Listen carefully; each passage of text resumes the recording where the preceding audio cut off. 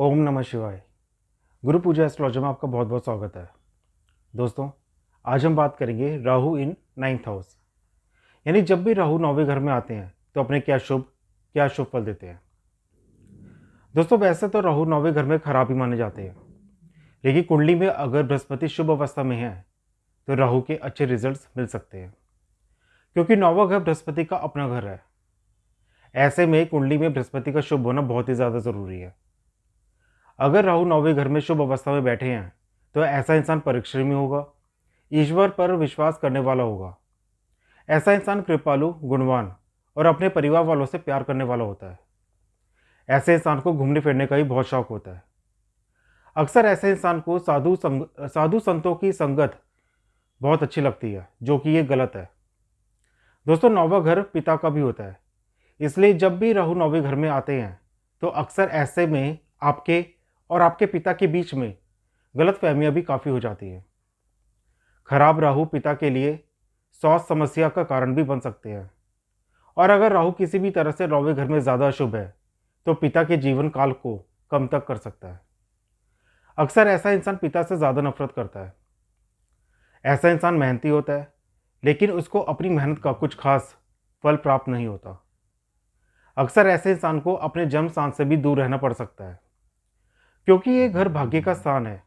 तो भले ही ऐसा इंसान भाग्यहीन हो या दुष्ट बुद्धि हो, परंतु ऐसा इंसान धार्मिक स्वभाव का जरूर होता है। अक्सर ऐसे इंसान को संतान का सुख कम ही मिल पाता है या संतान कम होती है। दोस्तों, नौवां घर बृहस्पति देव का अपना घर होता है, और जब भी राहु देव यहाँ पर आते हैं तो ऐसे में वो बृहस्पति देव के प्रभाव पर असर डालते हैं। यानी जो आपका भाग्य है उसके बीच में बैठकर राहु एक दीवार खड़ी कर देते हैं, यानी आपके भाग्य को रोक देते हैं। आपके बृहस्पति पूर्ण रूप से क्षतिग्रस्त हो जाते हैं। यहाँ ऐसा इंसान बहुत अच्छा सलाहकार होता है, दूसरों को मोटिवेट बहुत अच्छा कर सकता है। ऐसे इंसान के पास सुपरविजन की भी अच्छी पावर होती है, कैचिंग पावर भी स्ट्रांग होती है। ऐसे इंसान को अपने ससुराल वालों के साथ हमेशा अच्छे संबंध बनाकर रखने चाहिए, नहीं तो ऐसे में राहु पूर्ण रूप से साथ नहीं दे पाएंगे। राहु नौवें घर में जब भी खराब होंगे तो ऐसा इंसान बुरी आदतों में शामिल होगा। अपने वक्त में वो ऐसी गलती कर देगा जिसकी वजह से उसे काफ़ी टाइम तक पछताना पड़ेगा। दोस्तों, यहाँ कहते हैं ऐसा इंसान जिसकी पिछले जन्म में इच्छा पूरी ना हुई हो, इस वर्तमान जीवन में उस अधूरी इच्छा को पूरा करने के लिए फिर से पैदा होता है। दोस्तों, राहु ऑब्सेशन है, डिज़ायर है, इल्यूजन है। अधूरे लक्ष्य को पूरा करने के लिए जो हमारा पागलपन होता है वो राहु है। राहु मटेरियलिस्टिक गोल है, foreign elements, electronic things, new age technology, magician, healer, researcher, यहाँ तक कि तंत्र मंत्र साधना, गुप्त विद्याएं, ये सब राहु से आती हैं। राहु को हर चीज़ शॉर्टकट में चाहिए, चाहे वो नाम हो, फेम हो या आपका स्टेटस हो। नौवां घर ज्ञान का है, हायर स्टडीज़ का है।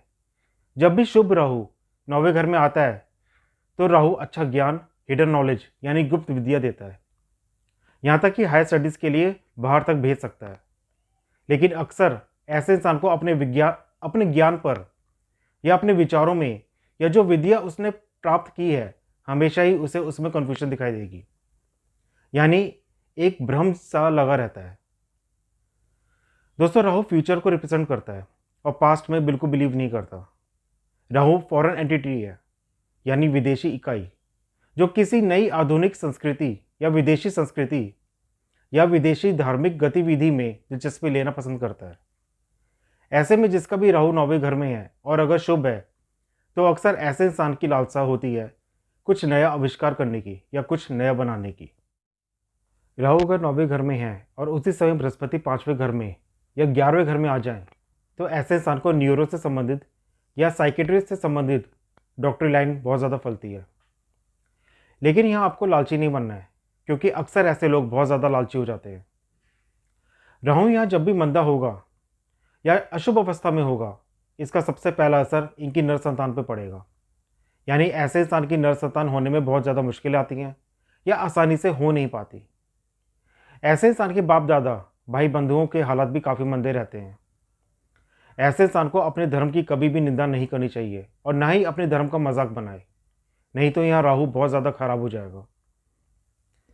राहु जब भी मंदा होगा तो ऐसे इंसान के बेमतलब किसी से भी झगड़े हो जाएंगे, बीमारियों पे पैसा खर्च होता है, संतान पर दिक्कत आती है, कारोबार तक ठप पड़ जाता है।